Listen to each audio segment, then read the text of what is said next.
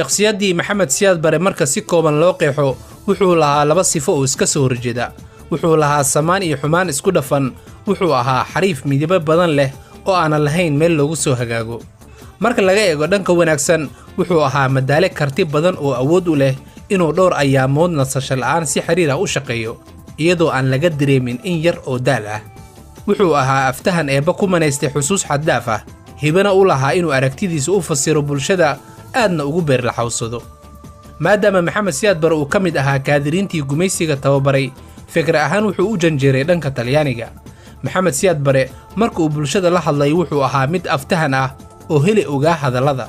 tusaale haddaan idinkugu soo qaado, xilli uu dadka ka wacyigelinayay dhibaatada qaadka sannadkii 1982 wuxuu qaadka dhibaatadiisa oo keliya ku tilmaamay tilmaamo badan. waxaana weeyaan ha ka beeraynina ku taagnaada sabaan fog baa la tiriyey. ma duqoole weligu waa joogaa. soomaaliyay toosa isku tiirsada hadda kiina taag daran taageera weligii.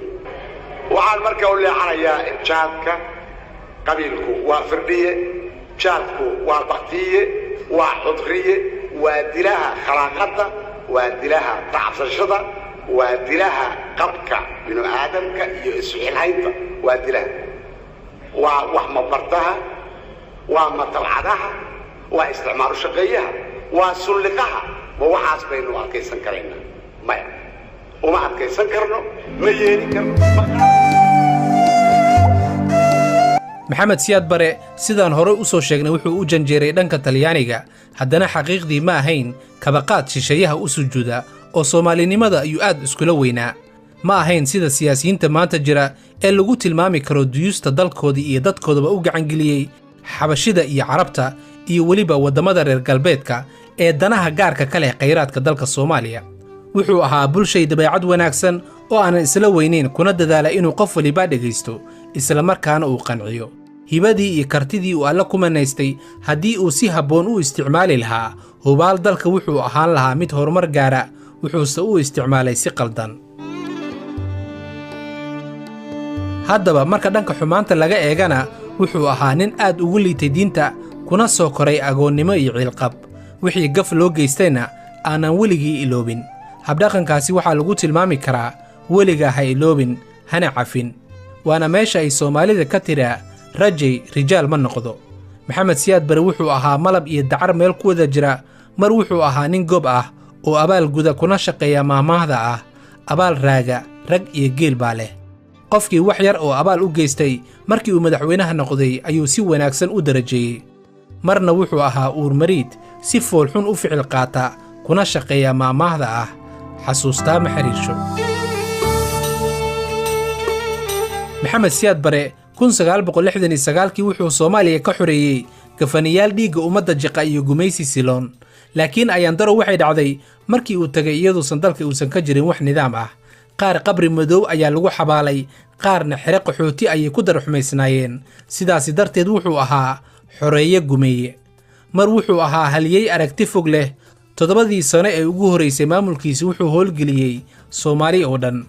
dalka waa uu dhisay. marna wuxuu ahaa qof aad u liitay oo aanan waxba odorisi karin. heer sannadihii ugu dambeeyey xukunkiisa talada dalka ay ku tartameen labadiisa bohood, bah Qadiijo iyo bah Dalaayo. mar wuxuu ahaa masaakiin koriye oo 1970kii wuxuu jidadka iyo gudaafadaha ka aruushay carruurtii ku dayacneed waddooyinka caasimadda. wuxuu u dhisay xarun kacaan oo lagu barbaariyay carruurtaasi.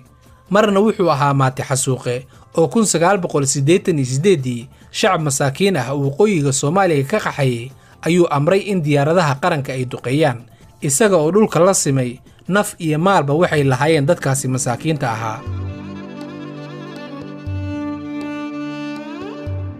been waa xaaraam marna wuxuu ahaa waddani daacad ah oo aanan dalka khayraadkiisa boobin. marnaba ma ahayn maxamed siyaad bare shakhsi sameeya sida kuwa maanta siyaasiyiinta isku sheega oo khayraadka dalka oo dhan ka iibiyey dalal shisheeye, isla markaana kabaqaad u ah shisheeyaha. marna wuxuu ahaa daalim dembi ka galay dadka, jeclaana musuq iyo tuugnimada. laakiinse iga afeef marnaba maxamed siyaad bare shakhsiyan tuug ma ahayn. intuu madaxweynaha ka ahaa dalka hal shilin kama uusan xadin. intuusan xukunka qabsan wuxuu caasimadda muqdisho ku lahaa 2 guri ku yeelay xaafadda Waaberi ka soo horjeedka xarunta TB-da wuxuu siiyey ururka haweenka. Gurigiisa labaad waa midka ku yaala xaafadda Hodon wuxuu siiyey xoogsatada, waxaana laga dhisay guriga shaqaalaha oo aad maanta garanaysaan.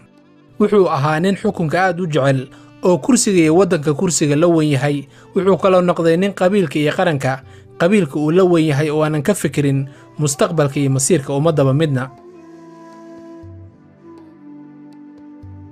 qarnigii 20aad madaxdii dhigyacabka ahayd ee dunida soo martay markii la tartansiiyey waxaa kaalinta koowaad galay hogaamiyaha dalka Cambodia Pol Pot, midkaasi oo xumaan oo dhan dadkiisa kula kacay.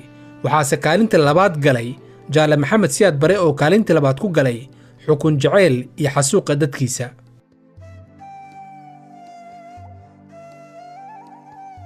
Maxamed Siyaad Bare xukun jacayl dartii wuxuu lumiyey dhowr fursadood oo dalka lagu badbaadin karay, waxaase ayaan daro weyn iyo wax laga qoomamay ahayd isagoo 21 sano madaxweyne ka ahaa dalka.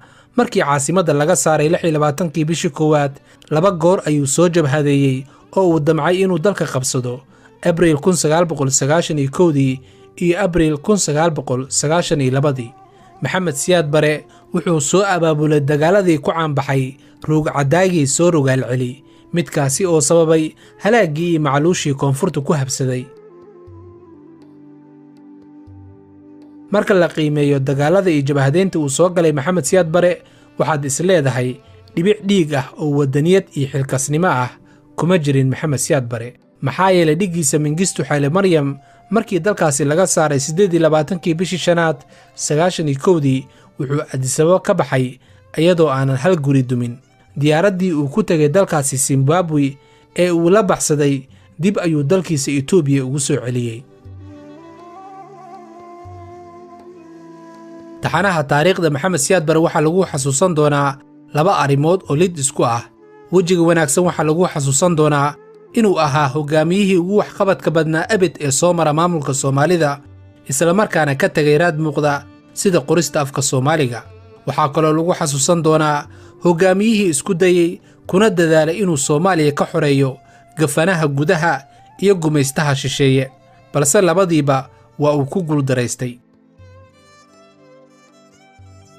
maamulkii Maxamed Siyaad Bare waxaa araxda jabiyey guuldaradii dagaalkii 77 iyo jabhada laga soo unkay lagana soo hubayay Itoobiya oo isbiirsaday.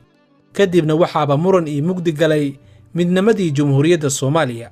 walow Maxamed Siyaad Bare weysadii ay ka jabtay oo ajirkiisii uu cunay, macnihii wanaaggii uu falay iyo waxqabadkiisii wuxuu ku beddelay joorfal iyo jariimooyin waaweyn. haddaba Maxamed Siyaad Bare wuxuu ahaa hogaamiyihii ugu waxqabadka badnaa abid ee soo mara maamulka Soomaalida. maamulkii Maxamed Siyaad Bare waxaa laga dhaxlay guuldaro baaxad weyn iyo qaranjab, isla markaana ceel dheer ku riday Soomaali midaysan iyo maamul dhexe. waxaa kaloo lagu xasuusan doonaa hogaamiyihii si rasmi ah u rajatiray halgankii xoreynta gobollada gumaysiga ku hoos jiray iyo himiladii israaca shanta Soomaaliyeed.